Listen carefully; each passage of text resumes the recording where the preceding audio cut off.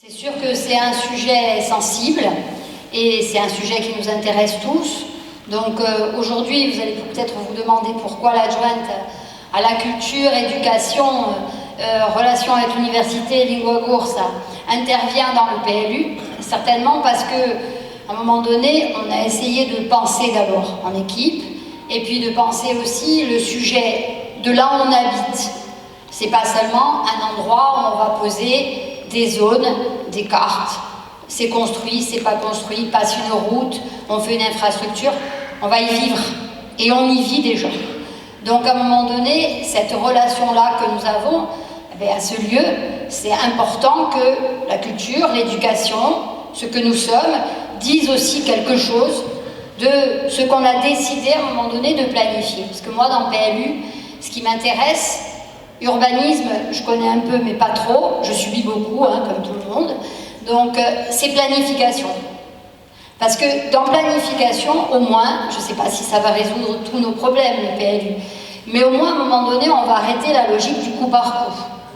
La logique individuelle, ou pas, ou de pression. Ou à un moment donné, on va transformer, et ce qui a transformé aussi, ou qui a tendance à transformer, Portugal, un peu comme un Far West. Chacun essaye, à un moment donné, de poser sa pierre. Donc, dans PLU, il y a planification. Il y aura de la place aussi pour l'initiative, parce qu'il ne faut pas l'inhiber, parce que ça fait la force de Porto Vecchio, cette capacité aussi à décider, à faire, à avancer.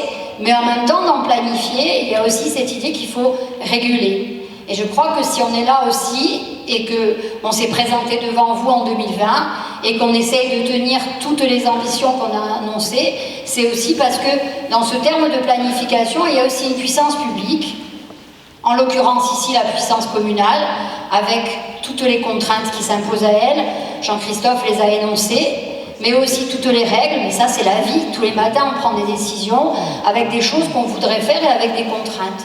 Donc effectivement, la puissance publique, à un moment donné, il faut qu'elle puisse dire ce point d'équilibre dont a parlé Jean-Christophe, on est là pour l'installer.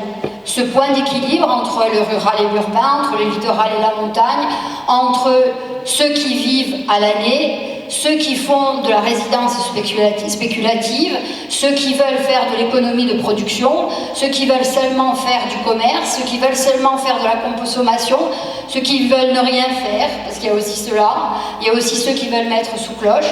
Nous, on est là pour s'interposer et faire en sorte que ce point d'équilibre soit trouvé. Ce point d'équilibre, c'est pas un juste milieu, c'est pas une espèce de consensus mou où chacun y trouverait un peu quelque...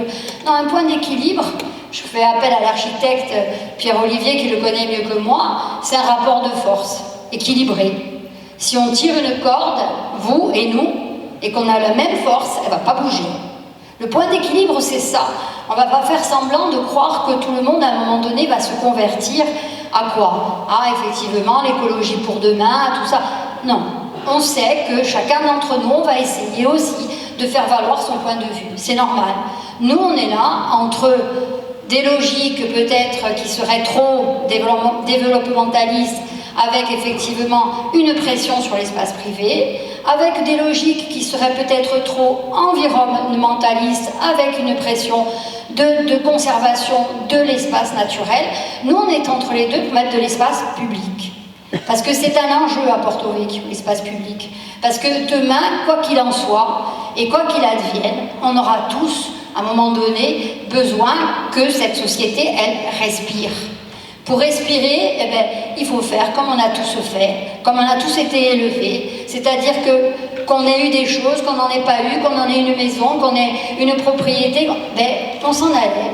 Le dimanche, on s'en allait dans la journée, le soir, on pouvait aller en forêt, faire un pique-nique, partir à la plage. C'est ça l'oxygène social.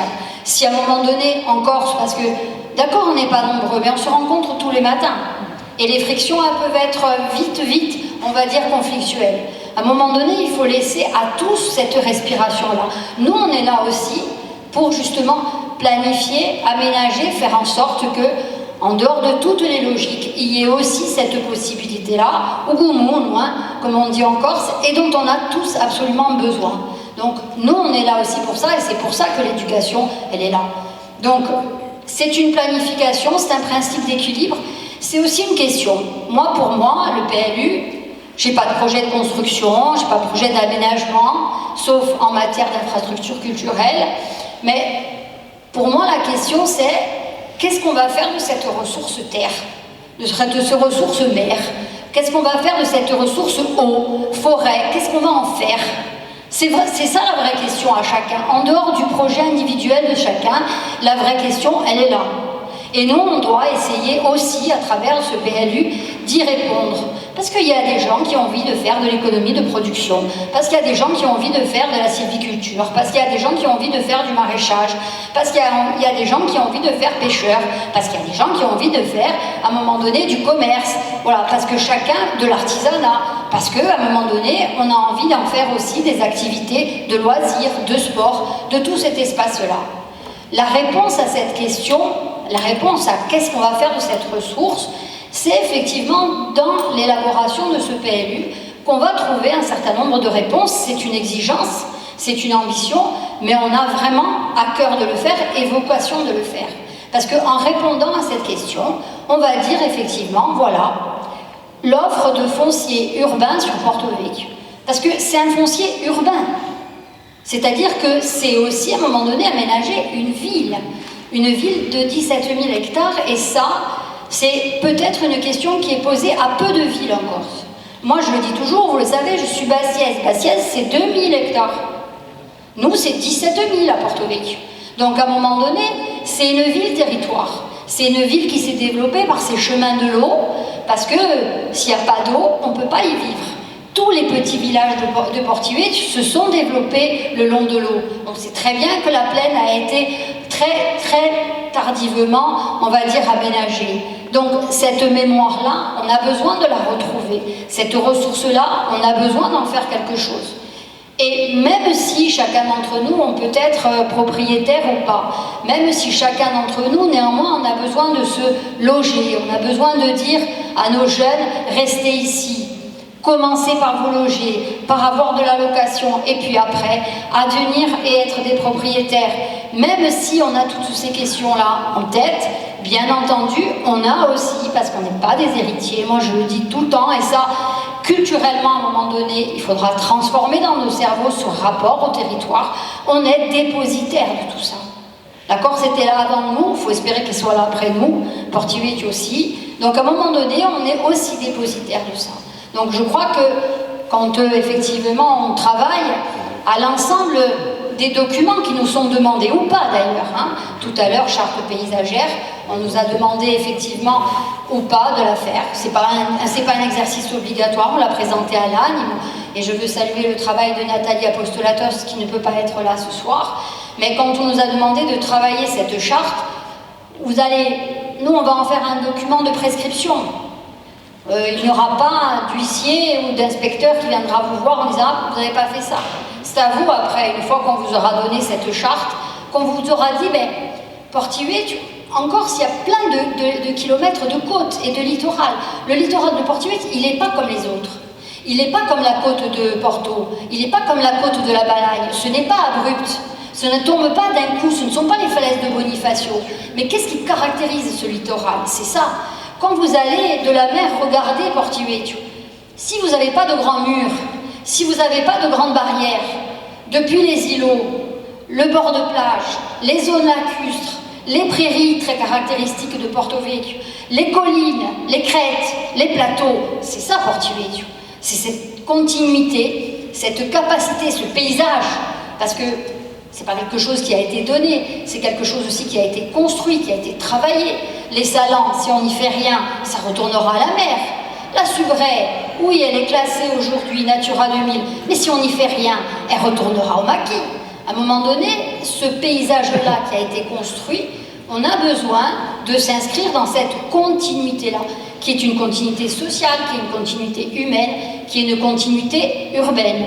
Je pense que là-dessus, c'est la raison pour laquelle on s'est imposé l'exercice de la charte paysagère qui, d'ailleurs, a été plaisant parce qu'on a toujours à cœur de se dire mais qu'est-ce qui caractérise effectivement notre paysage? Si c'est ça, si c'est cette idée de continuité, de tuilage comme ça des espaces, Eh bien non, il faudra peut-être éviter de monter des murs trop hauts, des maisons trop hautes, de les mettre sur les crêtes. Oui, ce seront les préconisations qui seront données, entre autres.